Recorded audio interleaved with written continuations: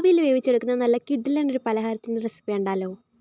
കാണുമ്പം തന്നെ വായിൽ നിന്ന് വെള്ളം വരുന്ന നല്ല അടിപൊളി ഒരു പലഹാരമാണ്. ഭയങ്കര ഈസിയാണ് കേട്ടോ ഉണ്ടാക്കാൻ. അപ്പം നമുക്കതിൻ്റെ പ്രിപ്പറേഷൻ വീഡിയോ ഉണ്ടല്ലോ. ആദ്യം തന്നെ പാനിലേക്ക് നെയ്യാണ് ഒഴിച്ചു കൊടുക്കുന്നത്. ശേഷം മീഡിയം പഴുപ്പുള്ള ഒരു പഴം ചെറുതായിട്ട് ഇതുപോലെ അരിഞ്ഞത് കൂടെ ചേർത്തൊന്ന് വഴറ്റി കൊടുക്കാം.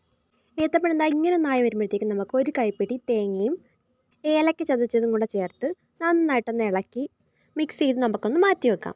ഒരു ബാറ്റർ റെഡിയാക്കാൻ വേണ്ടിയിട്ട് ഒരു ബൗളിലേക്ക് 1.5 കപ്പ് ഗോതമ്പ് പൊടിയാണ് ചേർത്ത് കൊടുക്കുന്നത്.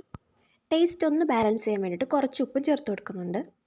പിന്നെ ഒരു 1/4 കപ്പ് ശർക്കര പാനും കൂടെ ചേർത്തൊന്ന് മിക്സ് ചെയ്ത് കൊടുക്കുന്നുണ്ട്. പഴത്തിന് അത്യാവശ്യം മധുരം ഉണ്ടായതുകൊണ്ട് കുറച്ച് മാത്രമേ ചേർത്ത് കൊടുക്കുന്നുള്ളൂ.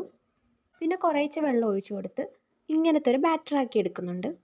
ഒരുപാട് വെള്ളം ഏറിപ്പോവണ്ട. പിന്നെ നമ്മൾ റെഡിയാക്കി വെച്ചിരുന്ന ആ ഒരു പഴത്തിൻ്റെ മിക്സും കൂടെ ചേർത്തൊന്ന് മിക്സ് ചെയ്ത് കൊടുക്കാം. അപ്പോൾ ഈ ഒരു പലഹാരം ആവിയിലല്ലേ നമ്മൾ വേവിച്ചെടുക്കുന്നത്. അപ്പോൾ ഇതുപോലെ ഒരു സ്റ്റീലിൻ്റെ ഒരു പാത്രത്തിൽ നെയ്യൊന്ന് തടവി കൊടുക്കാം. എന്നിട്ട് നമ്മൾ റെഡിയാക്കി വെച്ചിരുന്ന ആ ഒരു ഏത്തപ്പഴത്തിൻ്റെ മിക്സും കൂടെ ചേർത്ത് കൊടുത്ത് ഒന്ന് ലെവലാക്കി കൊടുത്തതിന് ശേഷം ഒരു 20 to 25 മിനിറ്റ് നമുക്കൊന്ന് ആവിയിൽ വേവിച്ചെടുക്കാം. അപ്പോൾ വെന്ത് വന്നിട്ടുണ്ട്. നല്ല അടിപൊളി ടേസ്റ്റാണ്. അപ്പം ഇത് തണുത്തതിന് ശേഷം കട്ട് ചെയ്ത് കഴിക്കാം. എന്തായാലും ഒന്ന് ട്രൈ ചെയ്ത് നോക്കണേ. അപ്പോൾ ഇത്രയേ ഉള്ളൂ. ബൈ.